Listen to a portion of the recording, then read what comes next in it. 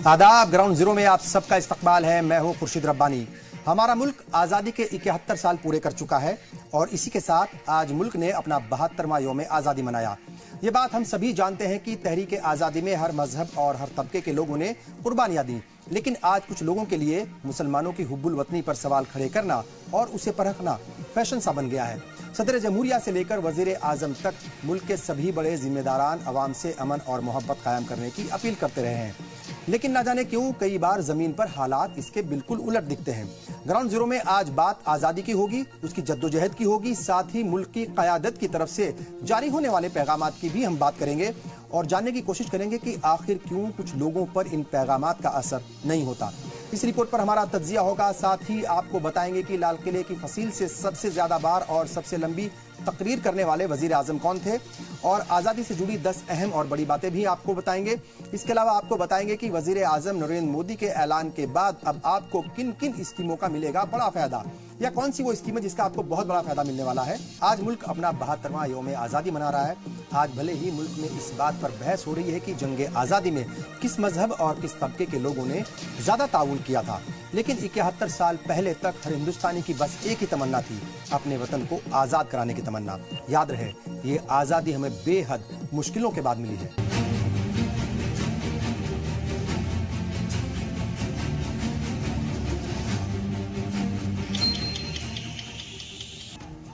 दरअसल 1757 में पलासी की जंग के बाद ब्रिटिश भारत में सियासी इक्तदार जीत गए और यही वो वक्त था जब अंग्रेज भारत आए और करीब 200 सालों तक यहां पर राज किया।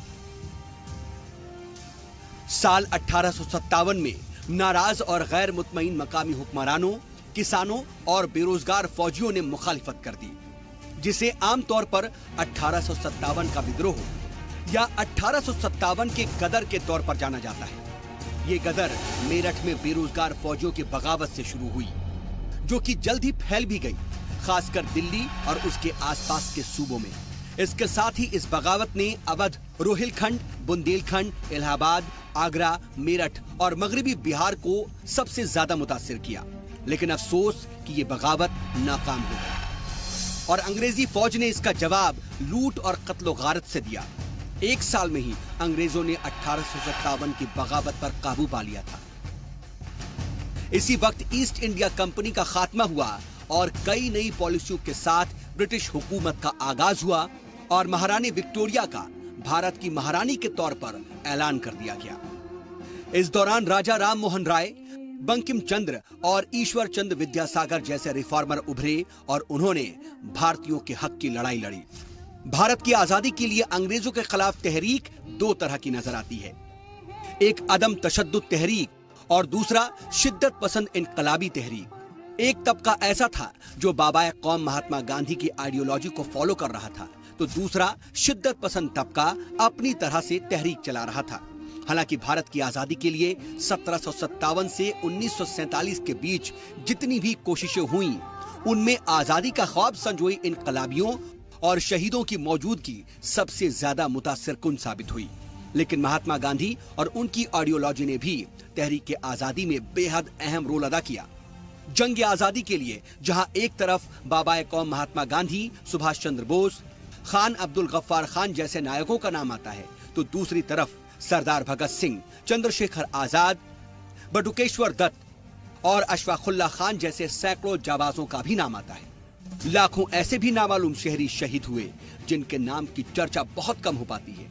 हैदर अली और टीपू सुल्तान से शुरू हुई मुजाहिदे आजादी की ये फहरिस्त रानी लक्ष्मीबाई से होते हुए बहादुर शाह जफर तक भी पहुंचती है।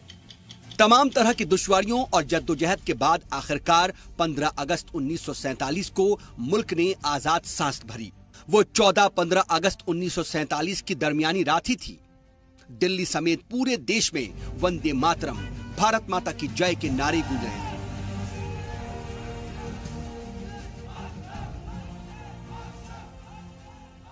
आजाद हिंदुस्तान का सूरज निकल चुका था और सुबह की पहली किरण के साथ मौजूदा संसद भवन जन सैलाब में डूबा था।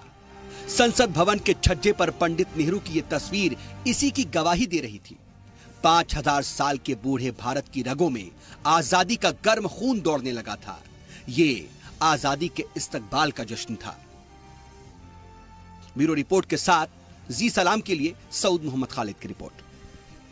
जाहिर तौर पर जंग आज़ादी में या फिर इस मुल्क को आज़ाद कराने में हर मुल्क के हर शहरी का, हर कौम के लोगों का खून बहा है, उसका खून शामिल है। बहरहाल 72वें यौम आज़ादी के मौके पर सदर जमहूरिया ने मुल्क से खिताब किया। इस मौके पर उन्होंने तमाम ज़रूरी बातों के साथ साथ आपसी खुलूस और प्यार की भी बात की। अमन व अमान बनाए रखने पर भी खासा जोर दिया। देश तारीख के ऐसे मोड़ पर खड़ा है जहां खुले में रफ़ाए हाजत से आज़ादी, सभी बेघरों को घर और सबके लिए बिजली जैसी बुनियादी जरूरियात मुहैया कराने का हदफ करीब है। इसीलिए हमें इस पर जोर देना होगा कि ध्यान भटकाने वाले मुद्दों और फिजूल के तनाजात में पड़कर अपने मकासद से ना भटक जाएं। बाबाए कौम महात्मा गांधी की अहिंसा की सोच को ज्यादातर ताकतवर बताते हुए कोविंद ने यह भी कहा कि तशद्दुद के मुकाबले अदम तशद्दुद की ताकत कहीं ज्यादा है और हमारे समाज में तशद्दुद के लिए कोई जगह नहीं है और हमले की बजाय सब्र कहीं ज्यादा काबिले तारीफ है। जाहिर तौर पर ये कुछ ऐसे सवाल थे जिनके जवाब तलाशना बहुत जरूरी है और इनके जवाब तलाशेंगे एक छोटे से ब्रेक के बाद। आप बने रहिए हमारे साथ, हम बहुत जल्द हाजिर होंगे।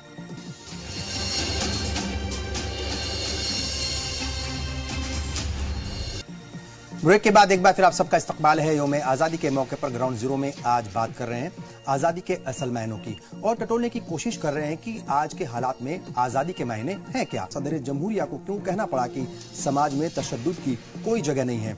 असल में इन दिनों मुल्क में नफरत ने जो जगह बना ली है वो बीते 71 वर्षों या उससे पहले कभी नहीं दिखी। ऐसा नहीं है कि मुल्क में पहले कभी कशीदगी नहीं हुई, पहले भी कई बार जो है वो मजहबी तनाजात होते थे और जो है आपस में तशद्दुद होता था, फिर वाराना फसाद भी जो है वो होते थे।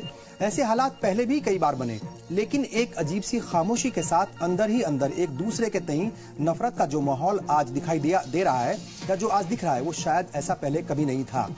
दिलों में फैली ये खामोश नफरत वक्त वक्त पर कई बार बाहर भी आ जाती है, जिसकी वजह से कोई शंभूनाथ किसी बेकसूर को जिंदा जला देता है और वहीं भीड़ किसी अखलाक के घर में घुसकर उसकी जान ले लेती है, या फिर कहीं कासिम या अकबर इन नफरत भरी भीड़ का या फिर इस नफरत भरी भीड़ का शिकार हो जाते हैं। इतना ही नहीं, कई बार इसका उल्टा असर भी देखने को मिलता है। कई बार अफवाहों की गिरफ्त में आकर लोग अपने ही तबके के शख्स की जान भी ले चुके हैं। दरअसल आज हमें नफरत और खौफ के इसी माहौल से आज़ाद होना चाहिए या आज़ाद होना है और आपस में मोहब्बत कायम करनी होगी। डॉक्टर कुमार विश्वास कुछ इस अंदाज में बयान कर रहे हैं। भाग के समय सुबह के सुबह प्रेस कॉन्फ्रेंस करके अंग्रेज कमिश्नर ने कहा कि गोलियां इसलिए चलानी पड़ी कि पठान भाग रहे थे।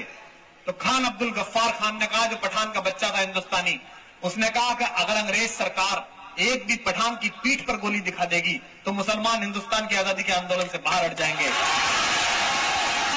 2 दिन पोस्टमार्टम चला, 76 पठानों की लाश में सब गोलियां छाती पर थी, पीठ पर एक भी गोली नहीं थी। हिंदुस्तान जाहिर तौर पर कुमार विश्वास यही कह रहे थे कि इस मुल्क को आज़ाद कराने में हर शख्स का, हर कौम के लोगों का और सभी मजहब के लोगों का ताउन था। सबने सीने पर गोलियां खाई थी। बहरहाल हम आप सबसे यहाँ पर ये अपील करते हैं कि आप सब ये कसम खाएं कि आने वाले वक्त में मुल्क को नफरत और खौफ से आज़ादी दिलाएंगे।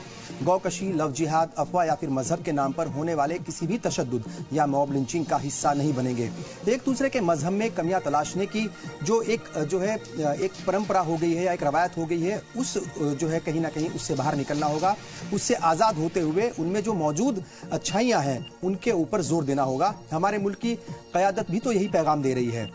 अब जरूरत इस बात की है कि इन पैगामात को समझें और उन पर अमल करें। और बात करेंगे एक अहम जानकारी की, और वो जानकारी जो जंगे आज़ादी से जो है वो 10 बड़ी जानकारियां वो हम एक एक करके आपको देंगे।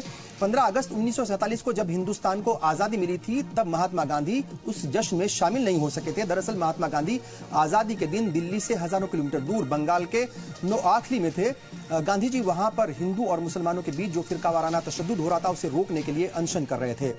14 अगस्त की आधी रात को पंडित जवाहरलाल नेहरू ने अपनी तारीखी स्पीच ट्विस्ट विद डेस्टिनी दी थी और इस स्पीच को पूरी दुनिया ने सुना था, लेकिन महात्मा गांधी इस स्पीच को नहीं सुन पाए थे क्योंकि उस दिन महात्मा गांधी जल्दी सोने चले गए थे। 15 अगस्त 1947 तक हिंदुस्तान और पाकिस्तान के बीच सरहद का तयन नहीं हुआ था।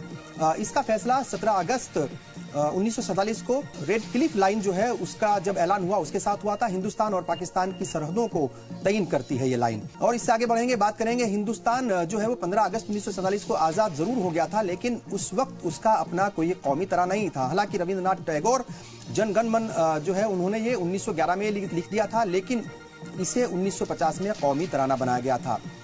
हर साल यौम आज़ादी के मौके पर हिंदुस्तान के वजीर आजम लाल किले से झंडा फहराते हैं, लेकिन 15 अगस्त 1947 को ऐसा नहीं हुआ था। लोकसभा सेक्रेटरी के मुताबिक नेहरू ने 16 अगस्त 1947 को लाल किले से झंडा फहराया था।